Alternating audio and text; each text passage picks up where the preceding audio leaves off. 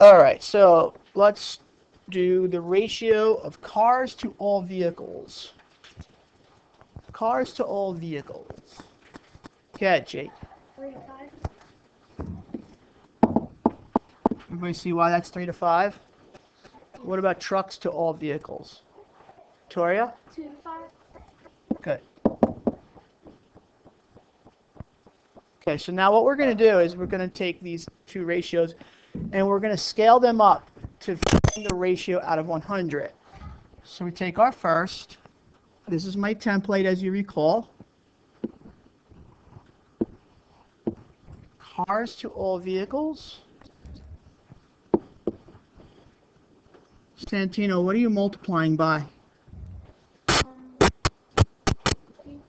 don't know. Try again. 20.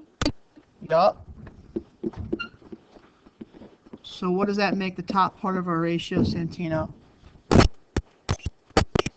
Correct.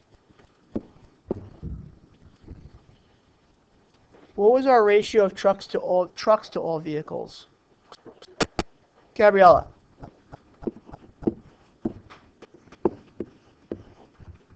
So now what's our missing value, Joe? 40.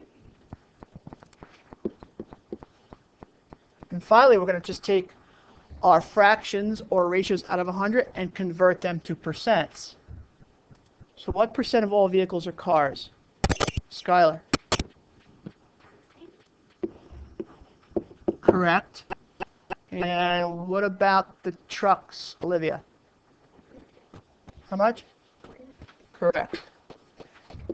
And the way we can always check it is that they're either cars or they're trucks. It could be one or the other. So therefore, our percentages have to add up to 100%. And they do. 60 plus 40. All right. Why don't you guys read that question quietly to yourself to get the gist? Underline your key VIPs like we usually do. So what did you underline? Skylar. Okay.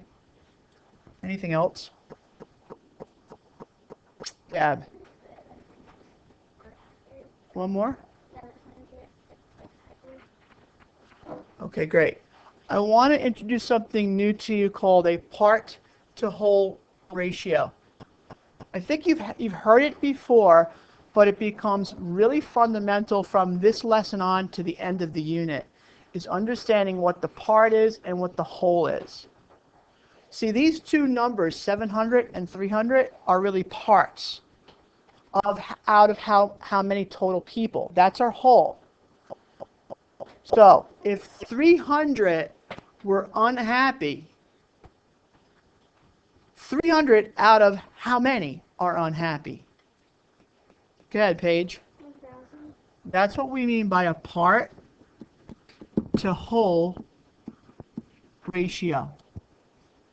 300 out of 1,000, which we can also express this way as well. Okay? Therefore, what would part B be? Bren? Correct.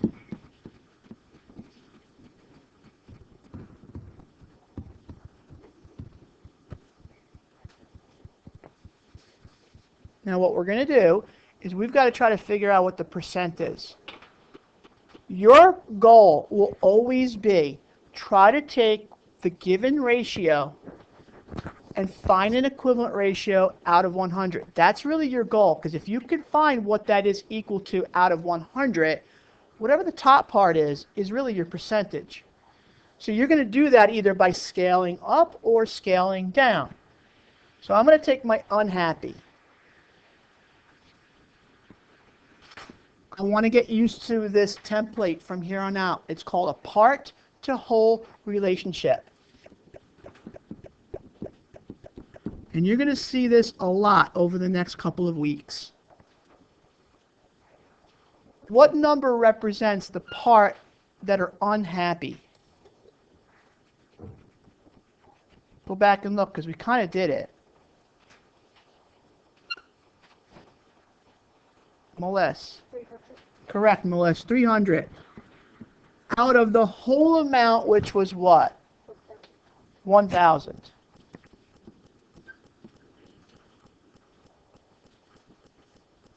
Think of this as like a template ratio find. This is our template.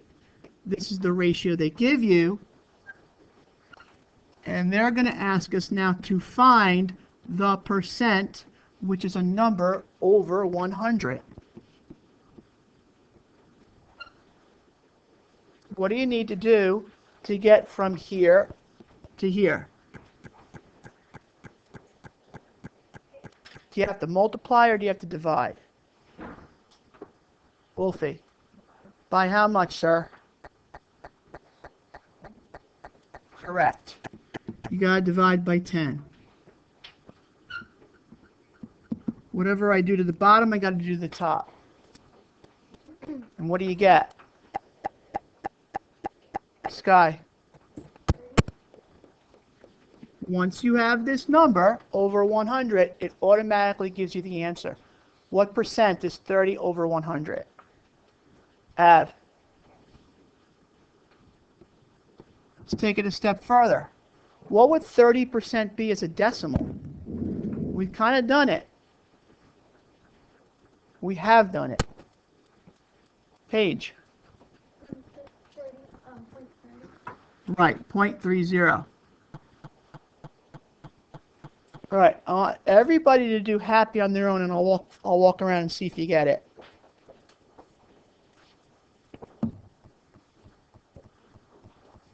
Patrick, how did your side of the room do? All thumbs up? Y'all get 70%? Okay. If you want to abbreviate part to whole as P over W from here on out, I'm fine with that.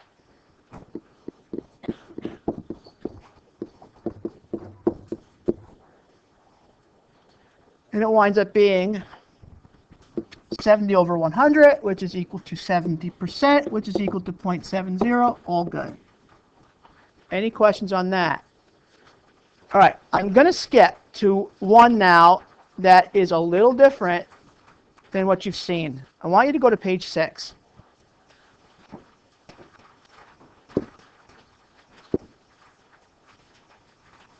And we're going to go to the bottom where it says exercise number 3.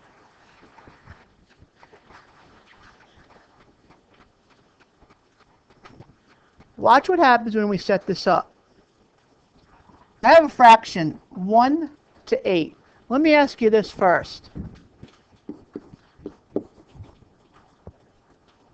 Which is the part and which is the whole in 1/8?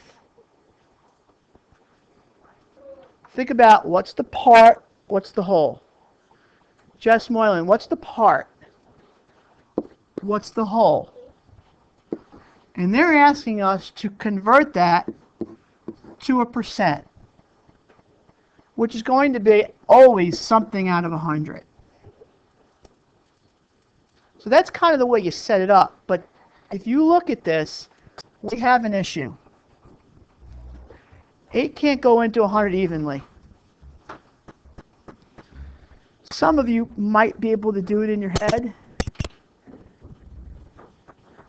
It happens to be 12.5. Okay? 8 times 12.5 will get you 100.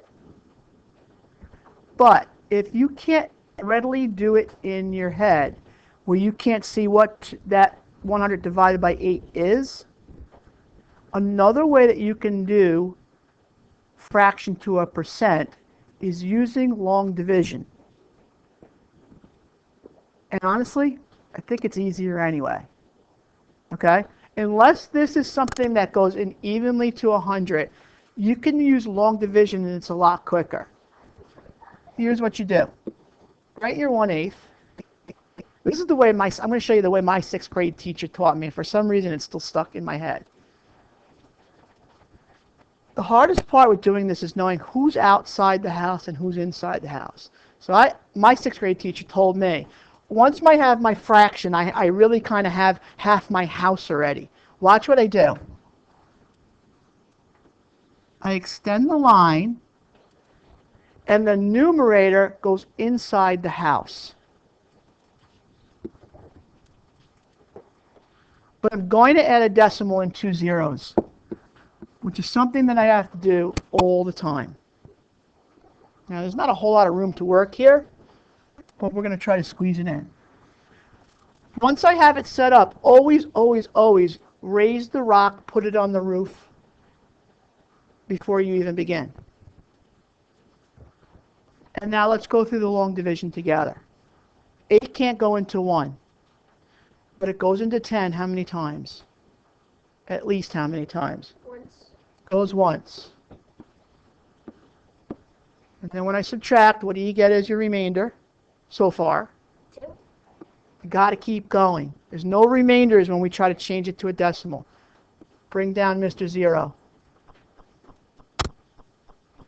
8 into 20. Joe. 2. 8 times 2, Joe. 6. What do you get? Still not done. I've got to keep going until I either terminate or repeat. But now you'll see 8 into 40 will go evenly and it will terminate. 8 into 40. Gabs.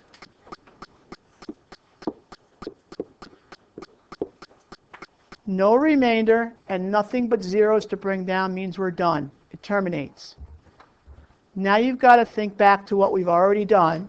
How do you change a decimal into a percent? Melissa. Times by, Go ahead. Times by how much? 100. Or what's the easier way to do it? Move the decimal. How many places? Right. You got it. Twice to the right. 1, 2. What do you get, everybody? 12.5%. Again, our goal will always try to see if our denominator goes into 100 evenly. If you get any even number here, that's going to work. 5s will work. You pretty much know your divisibility rules. A 20 would work. When you get a number like 8 or 12, even 15, can't go into 100 evenly, you could always do the long division method, what's called the D into N method. Okay? D into N. Denominator into numerator. All right? All right, so you've got to kind of backtrack a little bit. Where did we leave off? We did this one together. We did this one together. You got to pick it up from page 5 and then work through, but you also have time on Monday. Nothing needs to be done today. Okay, so group up and go.